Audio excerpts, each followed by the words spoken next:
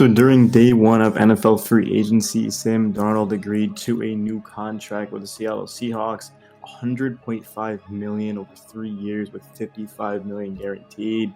There's just no way that the Vikings were reasonably going to be able to pay that, especially given the fact, well, Justin Jefferson's on a huge contract and rightfully so, but also JJ McCarthy, the rookie that they drafted in the first round last year in April, well, he's on the roster and he's going to be the starter. I mean, even if Darnold did come back, but JJ probably still was going to be the starter if you think about it. So like it didn't make any sense to overpay for Darnold, which that completely is. Sam, yeah, he had a good season. Maybe he has like a Baker Mayfield or Geno Smith type of rest of his career where he has that big year and then continues it. But again, Minnesota realizes that, hey, look, we've worked with a lot of quarterbacks, Kirk Cousins, even like Nick Mullins. I mean, he had a couple of 300-yard games towards the end of last season or whatever, 2 years ago now at this point. So they're just betting exactly on Kevin O'Connell to be able to get JJ McCarthy to play the level of football that Darnold did. And I think he's definitely capable of it. Again, they used a first-round pick on him. They feel very highly of him. McCarthy, coming off of that national championship, had a lot of big games, big moments, mobile too, more mobile than Sam even. Doesn't have the arm power, but good accuracy and just poised in the pocket. So Aaron Jones was re-signed.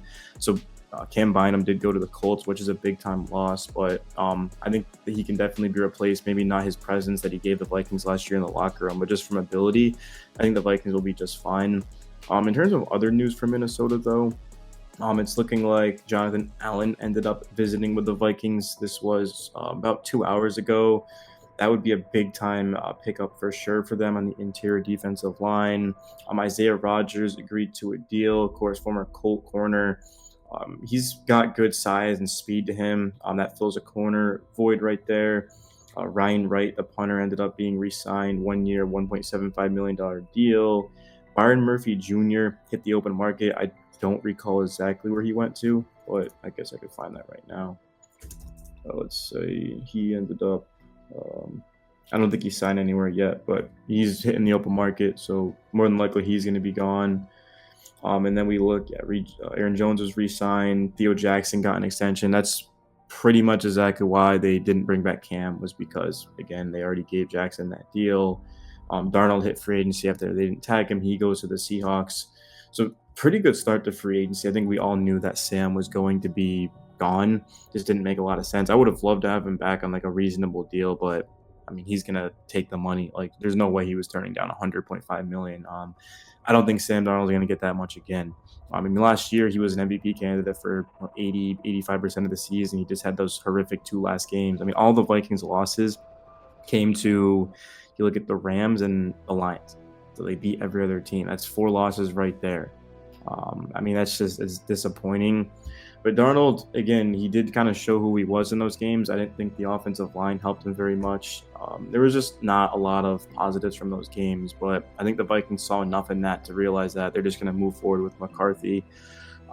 Even if Darnold had led them to a Super Bowl, I don't think it would have really changed anything. It's just the NFL. You only get a certain amount of money on the salary cap, and you can't just give a massive deal to a veteran QB and then also have a rookie QB.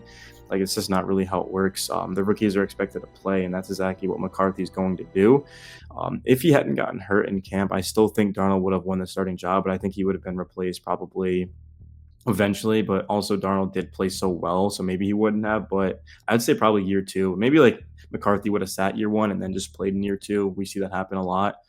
Nowadays, not as common. These guys usually all play. Like Michael Penix was, I guess Drake May actually didn't start the beginning of the season. I guess it's a little bit mixed, but yeah, McCarthy's definitely going to play. I mean, we're talking about an offense with T.J. Hawkinson in it and Jordan Addison and Justin Jefferson, Aaron Jones back, good 1-2 tackle punch and elite defense behind them. So yeah, the Vikings, they're going to have a chance to be able to win a lot of games again next season.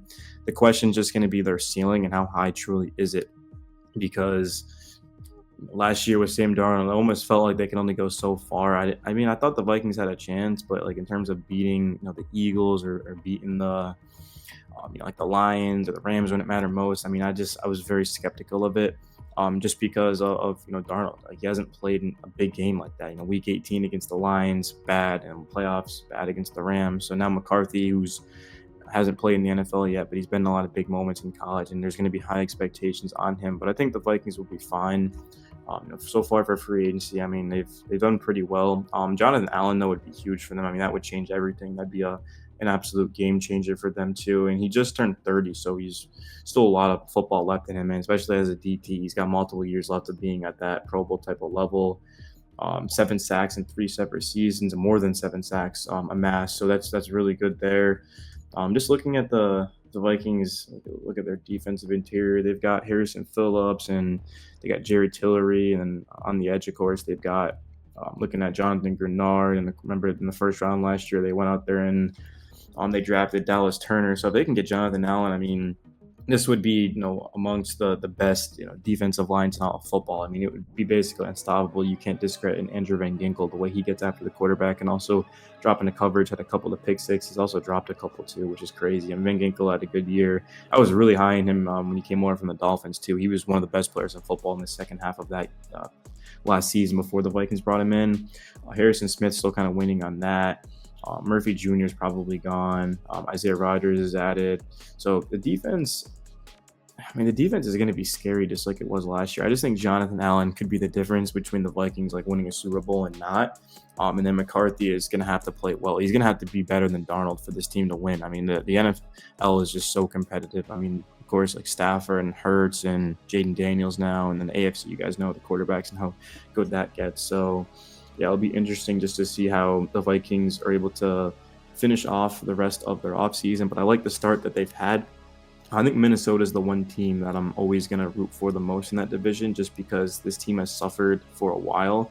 I think they definitely deserve a Super Bowl, but they've had good teams, but they just can't close out, right? Like last year might have been the best Vikings team statistically in the regular season, and then they just lose in the wild card.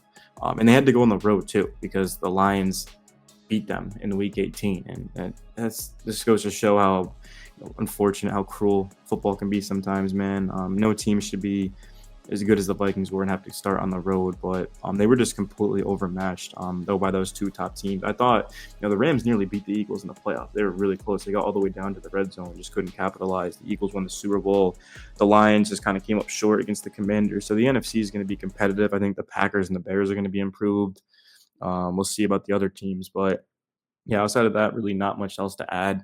Just wanted to give my thoughts on Sam Darnold going to the Seahawks. JJ McCarthy now clearly the number one guy. And then also bringing in Isaiah Rodgers, potentially Jonathan Allen, losing Cam Bynum. Yeah, I mean, there's really not much to dislike about how the day went for the Vikings. Just everyone expected Darnold to leave. I would have loved to have him back. It's just crazy because the NFL, you go from everyone hosting you up on your shoulders to just leaving in free agency. But I mean, that's life-changing money, $100 million.